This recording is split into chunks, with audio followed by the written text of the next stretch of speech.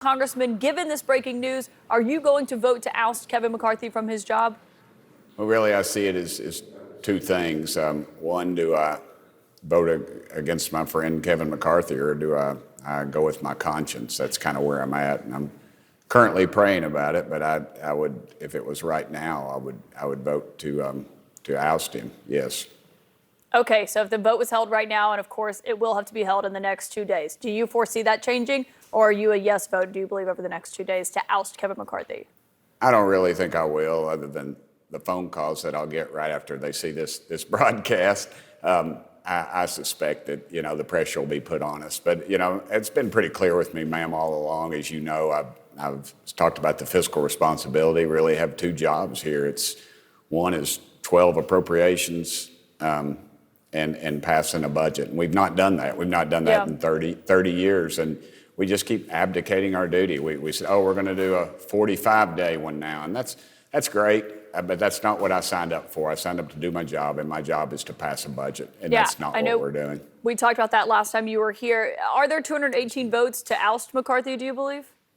I don't know. I don't know if there's a half a dozen, but it's what I believe. I'm not really a barometer checker. I don't really care about all that. I'm just going to do what's right for me and the people of the district that I represent. And that seems to be the will of them. And it's obviously my will. I'm just disgusted about a system where we're supposed to be in meetings. And here it is. We got 45 days. And what are we doing?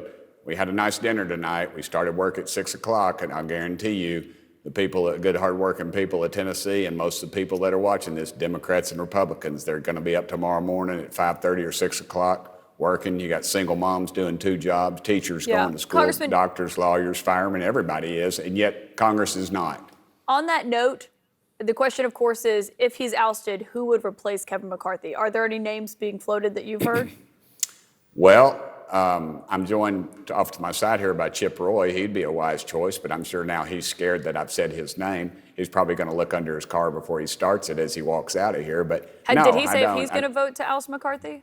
No, ma'am. No, he hasn't. I haven't asked anybody, honestly. I'm not polling people. I'm just going to do what's right for me. I think that's part of the problem with this town. We look to see what's going to pass instead of doing what our conscience tells us to do. That's why we're $33 trillion in debt, honestly. I mean, we pass these monstrosity omnibus bills, and then we check down to see, there's the stuff I need, or there's the lobbyist I need degrees, and then we vote for the bill, and then there's over 2,000 pages of Nancy Pelosi, we got to pass it until we know what's in it kind of stuff, and here we are. We said we were going to be different, and we're not. Yeah. All right, Congressman Tim Burchett, you just joined us at the last minute on this breaking news, so appreciate your time tonight. You are a yes to oust Kevin McCarthy. Thank you for joining me. Thank you, and I'm so glad they found that little girl. We all are, and certainly her family is as well. Thank you for that. Yes, ma'am. Of course, the question tonight becomes, if enough Republicans do move to oust McCarthy, as the congressman just said there, he's a yes, will Democrats potentially cut a deal to save him? Well, let's ask one. We've got Democratic Congressman Jared Moskowitz of Florida here with us. Congressman, would you vote personally to save Kevin McCarthy's job? Well, thanks, Caitlin. Thanks for having me on. Well, look, I'm going to wait till Hakeem Jeffries weighs in.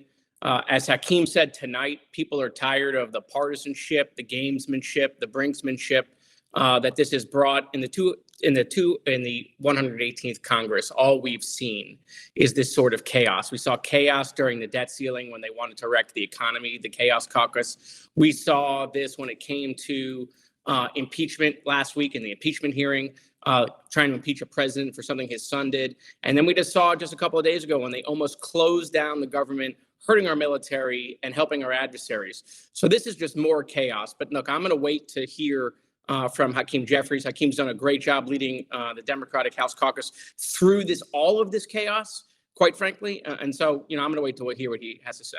I mean, that is what we are hearing from Democrats. They want to wait to have leadership weigh in. Kind of would be a remarkable situation, though, if Democrats are voting to save Kevin McCarthy's job. If that happens, what do you want to get from McCarthy in exchange for your vote? Is it on Ukraine funding? Is there anything else, assurances you would want in order to cast a vote for McCarthy?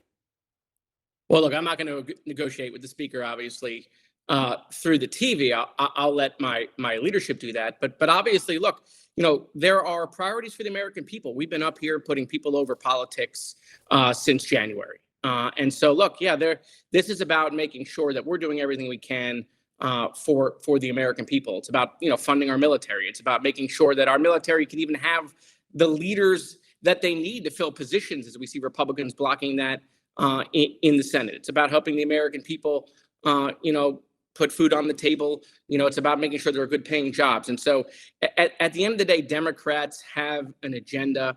And I have faith in Hakeem Jeffries to negotiate that. But at the end of the day, this is obviously going to be fascinating. And you haven't heard from Hakeem Jeffries yet, is that right? We have a caucus meeting in the morning, so I imagine we'll hear from him then.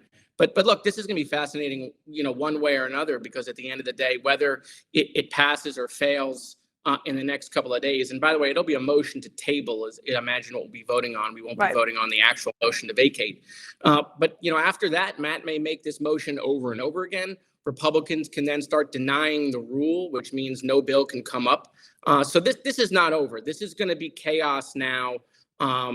Continued. And by the way, in the event Kevin doesn't have the votes and the motion to vacate eventually succeeds, then it could be weeks and weeks before we have a speaker as we approach again another shutdown. So more chaos from the Republicans in the 118th Congress. Yeah, it seems to be the MO on Capitol Hill these days. Congressman, after you have that meeting in the morning, please let us know what the leadership tells you. And thank you for joining tonight. Thank you. And for more perspective on this, let's go to Republican governor, the former governor of Maryland, the national co-chair of the No Labels. Larry Hogan is here with us. I mean, we had a lot of things that we wanted to talk to you about, but given this breaking news, this is a party that you've been a member of for a long time. What do you make of what's happening on Capitol Hill?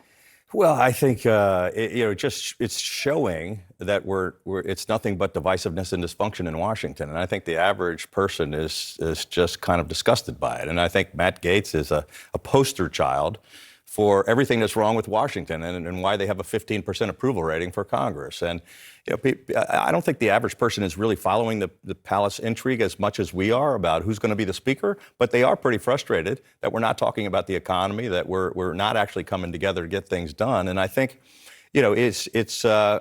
instead of focusing on things like the economy, which the Republicans should be doing, because polls show voters approve of Republicans on the economy by 20 points over Democrats. We're not talking about that. We're talking about, we're following Trump trials and fights over speakership. Yeah, it seems to raise the question of, can Republicans govern? I mean, they have the House majority on Capitol Hill, and this is what it looks like tonight. Well, it's not helping the campaign, that's for sure, because it looks like we're dysfunctional. And frankly, I think the Democrats are enjoying watching that happen. So it's going to be interesting to see. I don't think there's enough Republican votes to remove the speaker, but it's going to make us look like we can't lead. Well, one of the fights on Capitol Hill is over Ukraine funding, and I know that this is something that you've supported Ukraine. When you were governor, you sent them a multi-million-dollar package.